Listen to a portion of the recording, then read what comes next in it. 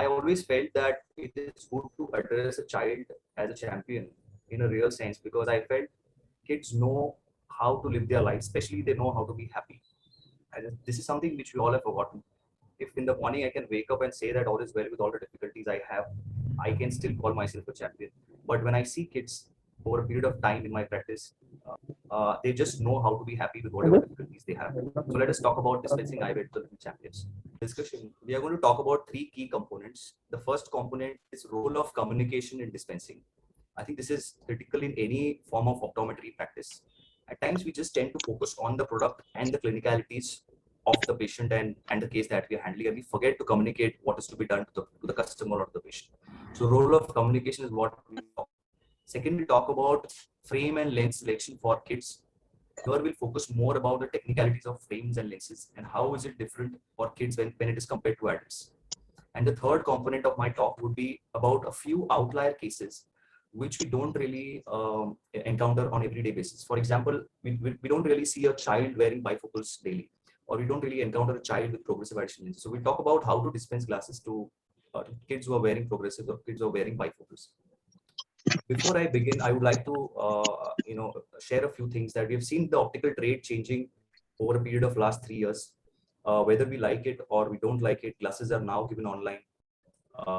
You have customers and patients ordering contact lenses online, and things are changing. Things are changing. Whether this is good or bad, the time will tell. But with the way the optical trade is changing, every optometrist, every optometry student, or even someone like me who's a practitioner, has a responsibility to keep up with the change and the pace at which it is changing. And let me start with the role of communication in dispensing glasses to the kids. When we dispense a glass to a child, especially when the child has been identified with a refractive error and the parent has been told that the child needs to wear glasses, and there is a whole lot of drama that is happening within the clinic when you address the parent that your child will need to wear glasses. It's easy to communicate to the child, but not to the parent.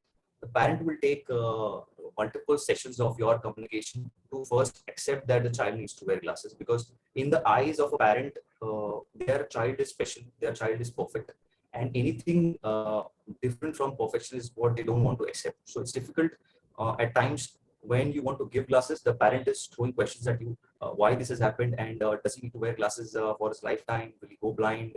And or whatnot. And as a practitioner, as a dispensing optometrist, you need to attend that. You cannot write it off before giving glasses. You need to answer each and every question that a parent is asking. It's necessary to communicate with compassion. Sometimes we tend to be too mechanical in our communications, and we just read out the prescription. We tell them that the child may have to wear glasses throughout his life. But that's the difference between a great practitioner and an average practitioner. A great practitioner will always communicate with compassion. The next point and the most important point is explain everything. Spend more time in talking to the parent, because once he is convinced, once the parent is convinced, and once the parent is sure that I am talking to an expert, once the parent is sure that my child is in hands of an expert dispensing professional, your life is going to be easy. One, because he would trust you and your expertise, and two, because he'll keep coming back to you. I always felt that pediatric dispensing is an excellent practice builder.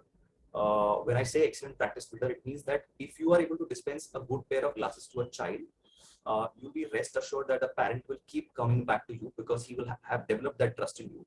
Secondly, if a child of my family is happy with a certain kind of an atmosphere, and if a certain kind of an optical store, I go back to that store for my glasses. So kids are excellent practice builders. If you look at it from a business point of view, if you are able to dispense great glasses to kids, the entire family will come back to you for their glasses. These are some common questions which I've always encountered in a clinic. Is you have done the refraction, but the parent is so curious, the parent is so anxious, and we come up with some negative thoughts, some negative questions, and it will test your patience. It will test your skills as an optometrist and also as a counselor. Some of the common questions are, will my child be different? Will my child be different in academics? Will my child be different in sports? What will happen to him in school? Will people accept him in school? How will he wear glasses when he's going out? He may not be comfortable. The next question they always ask is, I'm sure the glasses that you're giving me are not going to be forever, and then they'll come up with these timelines. Then how long does he need to wear the glasses? Next year, can we stop wearing glasses? Is it going to be only for a year or two? Then there is this, popular question: that whose fault is this? Is it my problem? Is my fault, or is my partner's, fault that he or she got glasses? I've always seen, couples blaming their in-laws. So that it's not my problem. It's in my in-laws who had glasses, so it's in my child. So all these questions are going to happen, and if you want to make sure that your entire dispensing ends up on a positive note, you will have to answer these questions. You cannot skip this. You cannot just mechanically take the prescription card, decide the frame, decide the lens, and try to close the sales. You are not going to be skipping these questions. You have to very patiently, compassionately listen to the parent, explain things, and try to be as realistic as possible. Do not make any false claims like you wear these glasses and the number will not increase. I'll give you a blue block lens and this will stop the power prescription. So be very ethical, be very realistic. At the same time, be optimistic. I like using words like your child will have to wear glasses throughout his life, but then once he is into his teens, we can try a pair of contact lenses. After the age of 20, the prescription will not increase, and then there are some refractive surgeries. I like to tell things like, there are so many kids who have glasses, but they are doing great academically. So there's nothing wrong with having glasses. Don't worry, everything will be fine. Your child is very intelligent. It's just that he needs to wear glasses. Rest all will remain the same. I think that these communication points, these conversations, is what we need to excel as an optometrist before moving on to the technical points. Now, how to communicate? How do you? If I have to really classify some key points in communication, I would say that every optometrist, every time you deal with any patient or customer of any age, specifically with kids, you need to come across as a counselor and a problem solver. You can't be a messenger. You can't behave and act like a messenger, or that you have a prescription in your hand, you're reading out the prescription, the frames, the lens, and you thing which we should avoid. We should come across as a counselor. We should come across as a person who is willing to listen to the parent, be a good listener, be realistic. You provide hope by telling that kids who don't wear glasses, they tend to develop lazy eyes. And the child wears glasses, it is just that he's wearing glasses, but the vision is going to be intact. He has great vision, and with a good visual acuity with glasses, he would be able to do everything that a normal or a child of his age does. Convey in a professional manner with utmost sensitivity. I would share one of the examples. One of my friends went to a clinic, and somebody examined her child's eyes, and the optometrist said that he used words like, no, he can't see. No, he can't see. He wrote 636 and 624, and the parent was very upset. She couldn't take these words from any practitioner that your child can't see. She came back to me. We examined her. The vision was 636 and 624 for sure. But then we didn't use the words that the child can't see. We said that the vision is approximately 25-30%. When the child starts wearing glasses, there is a huge hope of this vision reversing back to normalcy. We found that the child had a myopia, and we conveyed the same thing. The vision was same. The only difference was the way we communicated the same message to a parent, and the parent was obviously not very happy to know about the child, but was not as upset as she was with the earlier practitioner. So communication is extremely important, and we cannot skip this point of communication. This has to be the first portal of any pediatric dispensing. Listen to the parent, communicate to the parent, explain to the parent what frame you're selecting, what lens is going to be suitable for him, and then close the sales. These are some pre-dispensing reminders. We are in an era where an appearance is very important. Parents want to look good. They also want their kids to be looking good. So you may be in a situation where you, as a technician, as an optometrist, you are focusing more on the fitting part. You want the glasses to be fitted well on the nose, the temples to bend well, eyes should be centered of the glasses, and the parent is more concerned about the color of the frame, about the brand of the frame, and that balance has to be struck by you by explaining that the fitting of the glasses is equally, if not more important than the cosmetics of the glasses.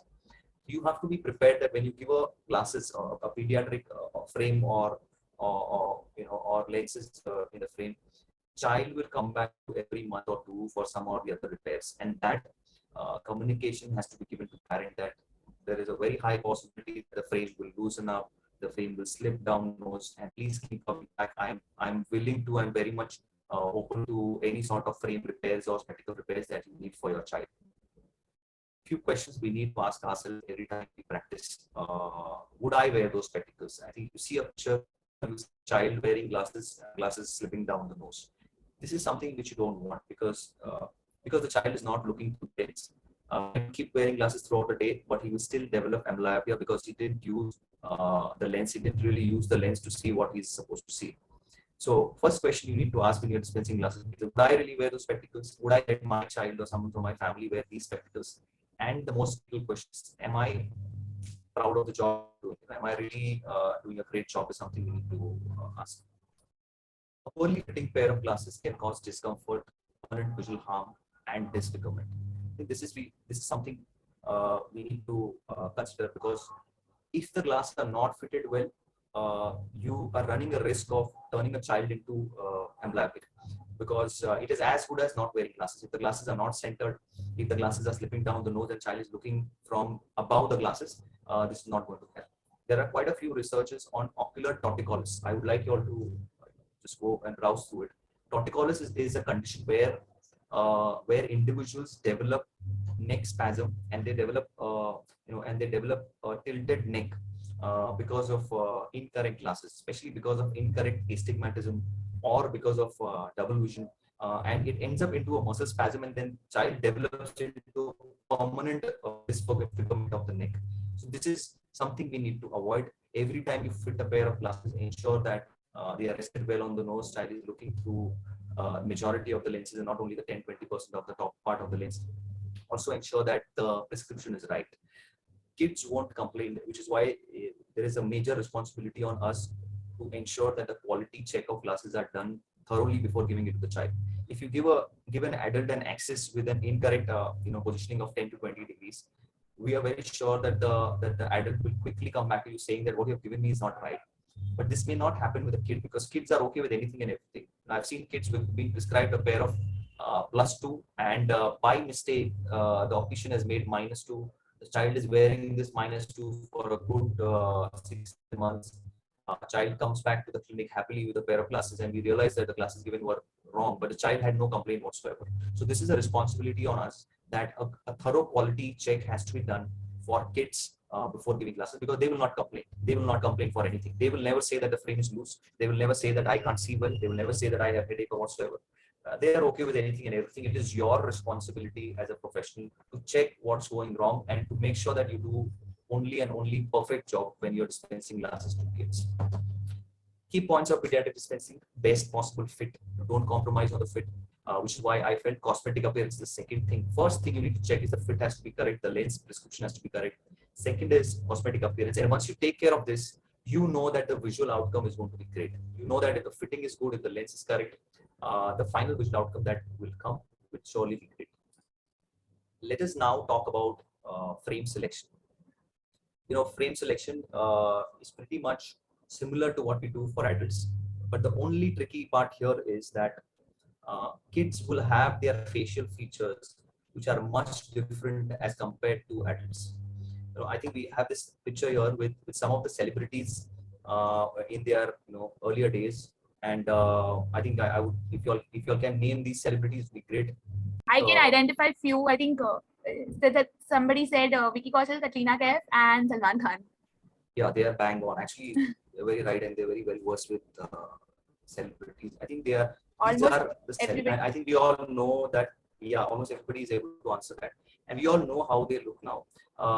The facial features will not change, but the measurements of the face is something that we need to consider when we are giving frames to kids.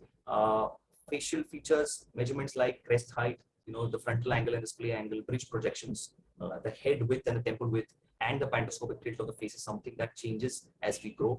By the age of 13 years is what it changes, and after 13, the only thing apart from that, the features and the measurements remain pretty much the same. We'll talk about each and every part of these anatomical changes in the face, and we'll see how we apply this while we select the frames. Usually have smaller crest height. And what is a crest height? Crest height is is, if I have to visually show how crest height makes a difference, is it decides how low or high the frame sits on the face, and which is why you see most frame brands will have their which is just which is why you see that you'll have most frame brands which will have their bridge positioned way below than the adult frames. Uh, Kids tend to wear frames, and the frame tends to slip down the nose, and then the kid is forced to look through the upper part of the frame. Lower crest height in a frame is a great advantage for a pediatric frame. You'll find most pediatric frame brands these days coming up with a lower crest height. This will ensure that the child is looking to the center of the glasses, and which is more important. It is necessary that a child looks through the optical center or the area which is closest to the optical center, and not only through to the edge of the glasses. So smaller crest height is something we need to look out for frames in kids. Then bridge shape is a critical factor. When you're selecting bridge shapes, and when we talk about different bridge types that we have, we need to consider some nasal angles. And if you see here, this angle which is seen here is a splay angle. So this is a splay angle, this is a front angle, and this position here is showing the bridge projection. Now, all these three technical terms which I've used, they will determine the way the frame sits on the nose. And this is the most important part of frame dispensing. One is the frame width, second is the way frame sits on the nose, and third is the way the temple bends behind the ear. If you see here, see that this is showing the bridge projection. And what it shows is that the eyelashes are here and the bridge is way ahead of the eyelash. This is a positive bridge projection. For a face like this, a regular frame would do well. But sometimes this bridge projection is negative, or sometimes it's way too flat. In such kids, when you select any frame, you'll find that the glasses are too close to their face and their eyelashes are rubbing against the glasses. You need to make some modifications to that frame, and what you can do is either try a frame with nose pads. So if you are going for an acetate frame and you find that the frame fits on the face in such a way that it is way too close and eyelashes are rubbing, you need a frame with nose pads so that you could change some vertical angle changes in the nose angles and ensure that the frame is sitting ahead. Second is you could use a frame with the strap bridges. That this also helps for kids, especially when frame is sitting way too close to their face. So bridge fit nose angles is something we need to know. Children often have larger frontal angle and larger spray angles. So you'll find that frames which deal with kids will have these larger frontal and spray angles. The third part which we are going to talk about is frame width. And frame width is critical because it will decide the size of the frame. You will find that kids often wear incorrect sizes, and when the child comes back to you after 3 or 4 months, you'll find that there are ridges at the temple. This is a sure sign that the child is wearing a frame which is way too smaller than his face, which is why the temple is, which is why the temple touches the forehead and creates the ridge. In such cases, you need to ensure that the child wears a larger size. Infants and young children often have small pupils. This is a tricky situation where you'll find that face width is larger, but the IPD is smaller. So now you are in a situation that if you select a larger frame, you know that the eyes will be in the center of the frame. And if you select a smaller frame, the temple will bend and the temple will touch against the ridges. In such cases, you can try a smaller tip. You'll find here that the temple has a gentle bow. It's like a bow. It's not a straight temple. And you could alter that temple for a gentle bow so that even if the frame width is comparatively smaller, because of that gentle bow in the frame will still fit well. Of course, this will not work in extreme cases, but for minor variation, this trick can be tried and it works well. This is critical for frames to be dispensed for kids. There should be 0 or no pantoscopic tilt. Usually for adults, we want a pantoscopic tilt because they end up selecting frames for progressive addition lenses, bifocals for near vision. But for kids, you have to ensure that there is no pantoscopic tilt. Select a frame without a pantoscopic tilt because the kid's facial features will not allow a pantoscopic tilt.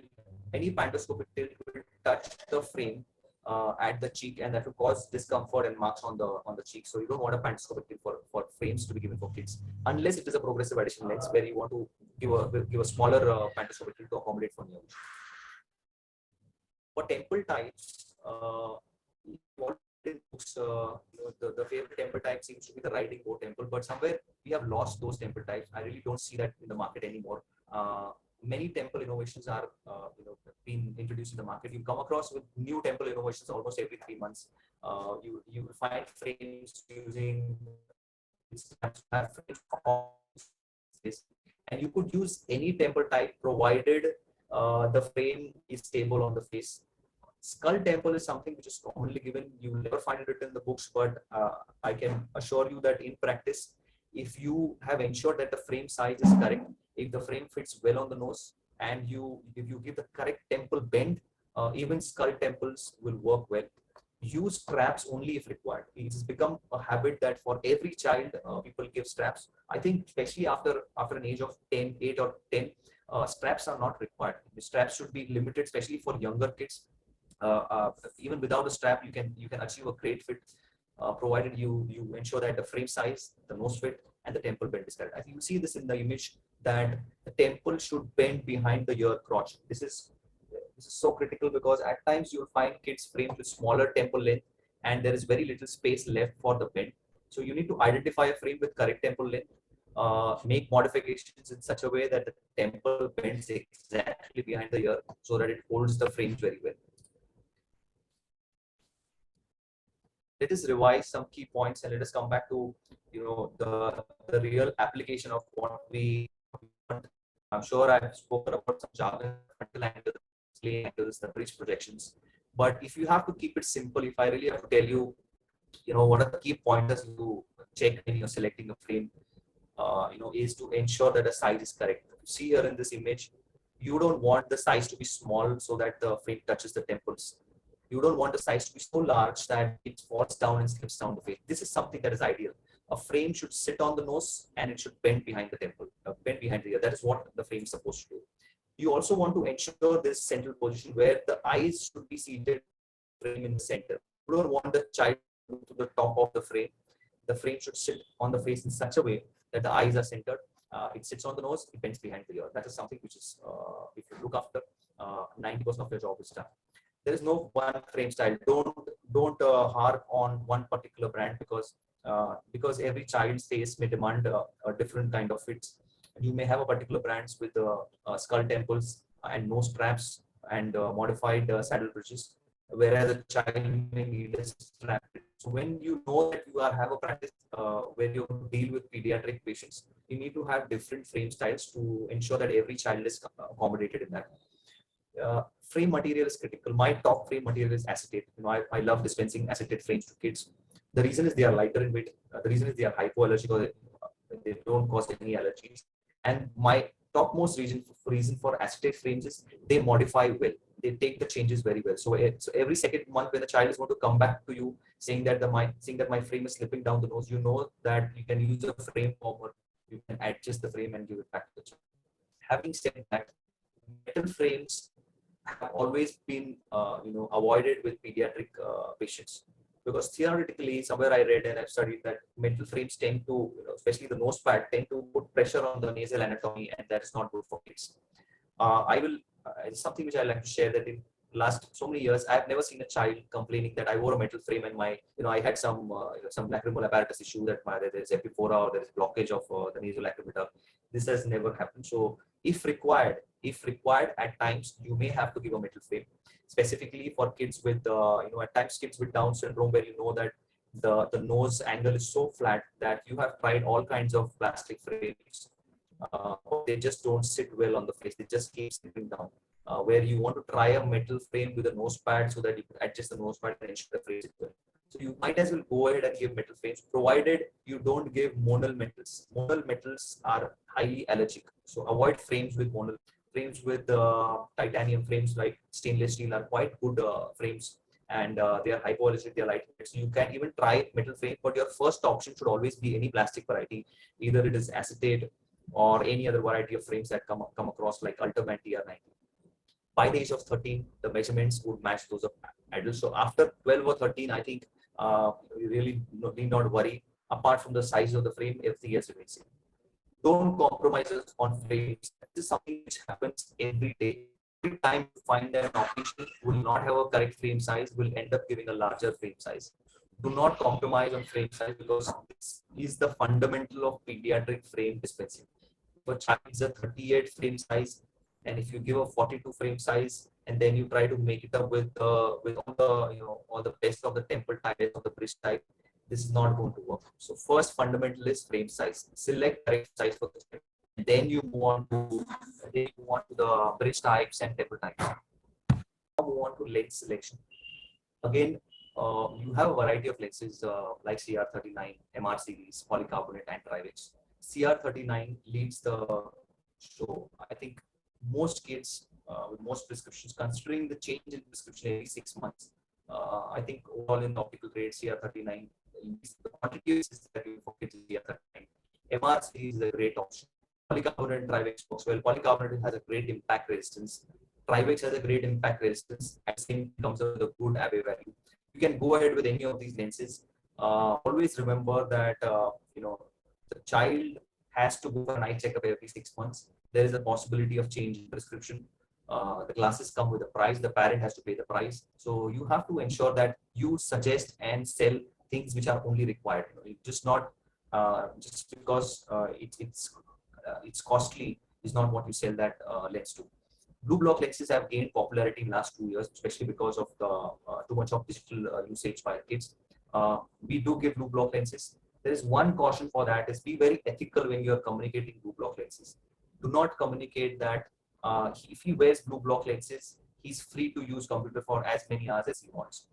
There is no, these unethical communications should be avoided. Do not communicate that if he wears blue block lenses, his prescription will not increase.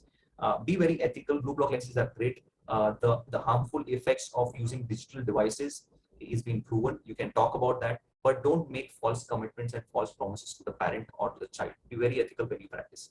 Photochromic lenses can be tried, especially if the child is playing any sport or has a lot of outdoor activities. There are tints, dark tints are given, especially for kids with photophobia, kids who have aphakia. High index lenses are to be given only for kids who are about 9 or 10 years of age, who are there now becoming conscious about their thickness. Otherwise, I try not to go for high index, especially for younger kids. If you select the correct frame size and the frame shape, things are pretty much taken care by. Younger kids are not all that about thickness. We focus more on the visual outcome. We focus more on not developing amblyopia than cosmesis. Once the child is 10 and above, that is where the child starts becoming conscious about the thickness of the glasses, and that is when you can pitch in with high index lenses. Let me talk about some outlier cases. You may have a possibility of encountering a child who has been prescribed a bifocal. The common cause of prescribing a bifocal could be refractive accommodative esotropia with convergence excess, where you'll find that the child may be orthophoric for far, but the moment he looks at near, he has an esotropia. So in such cases, kids are prescribed with bifocals with an addition of 2 or 2.5. One line of caution you need to remember that if this child comes to you for a pair of glasses, you ensure that the segment top, the segment height begins at the center of the pupil and not at the lower lid margin. Usually for adults, what we do is we ensure that the segment top is at the lower lid margin, and that does the job. But when you're prescribing and dispensing and measuring bifocals for kids, the segment top should strictly go through the pupillary center. If you don't do that, these bifocals will not be effective. The child will still see through the distance part, and he'll still develop amblyopia. His esotropia would not be managed by a bifocal which is fitted at the lower lid margin. So remember this, you see this image here. The child is wearing a bifocal, the segment top and segment height is right at the pupillary center. This is critical. When you are encountering a child who has been prescribed prisms or progressive lenses, or for that matter, we are in an era where now, myopia control glasses have, people have started dispensing myopia control glasses in India as well. Very few practitioners are dispensing. We need to consider a few things, especially the B size. Avoid smaller B size. If the child needs to wear a progressive additional lens, avoid a smaller B size because the design of the lens has to be accommodated with that B size. Try to go for a free-form design because with kids, with their frames, you know that you cannot give too much of a pantoscopic tilt. So you need a good design which is accommodating his near vision. Why do you give progressive for kids? Again, there is a possibility that a child has pseudophakia. Progressive addition lenses were and are still given by some ophthalmic and optometry practitioners for myopia control. There are studies which state that wearing progressive addition lenses over a period of years reduces the myopia progression. So some practitioners do give that. So you may have a patient or a child referred to you for a progressive addition lens. Remember, you avoid B size, you give a free form design. measure their PDs, very critical. Every time you have a child with prisms, progressives, or myopia control glasses, there's one more thing I missed is aspheric lenses. You have to ensure that the PD is measured. If the glasses are not fitted according to the pupillary distance, it will not work. Prisms, progressive additional lenses, myopia control glasses, strictly without PD measurements, without marking the pupillary center, we cannot give. While selecting frames for these cases, ensure that the frame PD is equal to IPD, which means the eye should be at the center of the glasses. You want to give a progressive, you want to give prisms, myopia control glasses. The frame shape, the frame size should be such that the eyes should be more or less at the center of the glasses. It is only and only then the entire impact is going to happen. Thank you very much. I hope I've been able to cover up most of the points. I'm sure there must be quite a few points which I must have missed, but this is maximum I could do.